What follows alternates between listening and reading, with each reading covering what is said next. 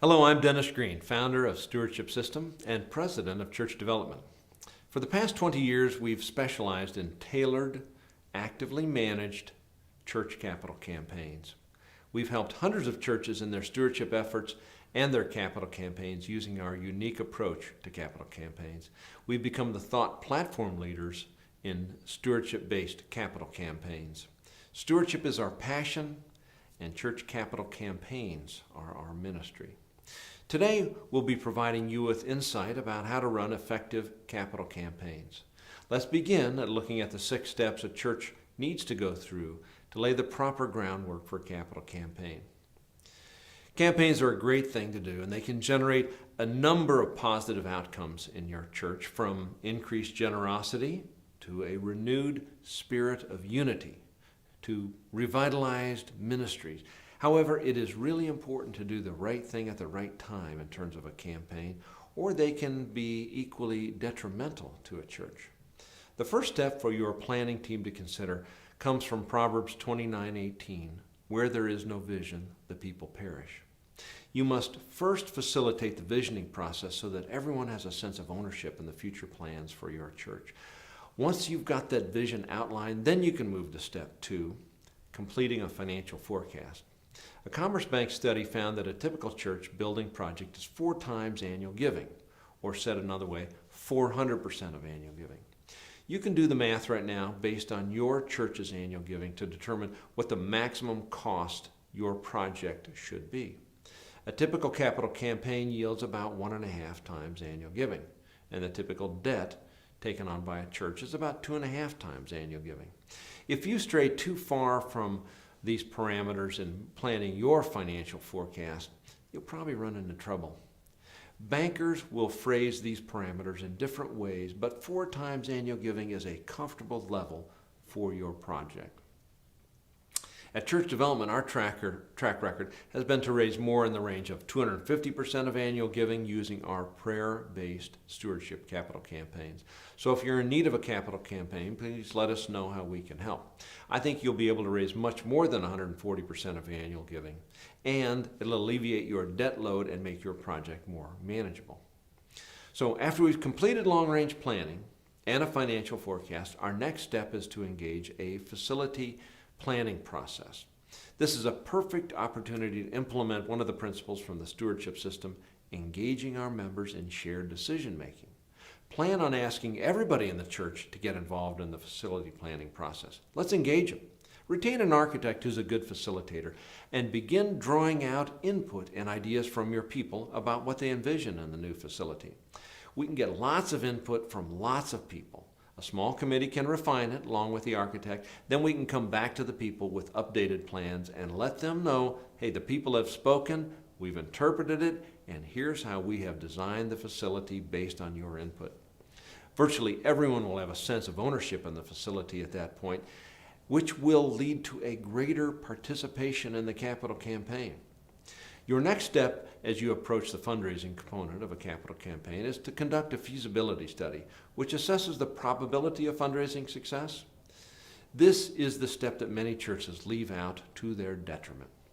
The key to success in a capital campaign is often forged in the feasibility study. On the one hand, the feasibility study tells you specifically how you need to proceed and design a tailored, specific approach that's unique for your church.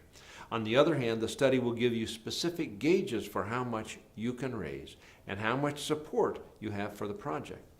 The result of the study will be a set of very specific recommendations that prepare your church to go ahead and meet the needs of your people as you ask them for what might be the largest single financial commitment that they make to a charitable organization in their lifetime. After all this hard work, we're finally ready for step number 5. The capital campaign itself. It'll take about 5 or 6 months to manage this process. And during this time, we'll employ all 7 steps of the stewardship system during the campaign. Teaching stewardship, prayer, community building, shared decision making, engaging volunteers, asking, and thanking. So we'll engage people all the way through the campaign in a prayer-based, stewardship-oriented process that lifts their sights up to engage them in investing in the church's future. Once the campaign comes to a culmination on Commitment Sunday and people turn in their pledges, you'll have 3 years of follow-up to make sure that people fulfill their commitments. During this time, your follow-up team will utilize the stewardship system to help ensure collections are successful, and you will continue to build on the generosity work you've completed during the campaign. The purpose of a church capital campaign is to raise funds for the non-ordinary expenses you have that relate to facility needs or debt reduction. You might run a campaign to build a new worship facility, to renovate, to add an education wing, or pay down debt. Those are the most common uses for raising capital funds. As you consider a capital campaign based on the stewardship systems approach, it'll have an enormous impact on your level of success. We had the good fortune of Commerce Bank sharing with us an analysis of 39 church building projects that they provided loans for. We discovered that on average, a secular-based capital campaign raised an average 140% of annual giving for a church. We compared those to 39 capital campaigns that were conducted based on the stewardship system. Our campaigns raised about 250% of annual giving. If you compare that to the 140% using the secular approach, clearly you can see it's more profitable to do a capital campaign based on prayer and not pressure. It's logical too. Think of it from a common sense perspective. If the secular approach works to identify those who have the most money and then proceeds to visit them in order from top donors to middle to lesser donors, would it not be logical that those people might be more generous if they had the opportunity to pray, reflect, discern, engage others socially, become involved, have a sense of ownership? Wouldn't it make sense that they would be more generous? So this is a perfect example of spirituality and practicality actually fitting together perfectly. I'd like to tell you a capital campaign success story that I feel very honored to have been part of. At a small Catholic church in a rural town titled Platte City, there's a church named 12 Apostles, and they had a new pastor. Now, it's tough enough to launch a campaign, but when you've got a new pastor, it can be especially challenging. However, this new pastor was very excited, and he was very unique because he came from an engineering background. He launched this capital campaign after engaging everyone in the vision about what the new church might look like. So everyone had a sense of ownership, and the church was growing rapidly. Remarkably, they raised 600% of annual giving in 3-year pledges, which is an off-the-chart home run. It allowed them to build their first facility and move out of their temporary meeting space.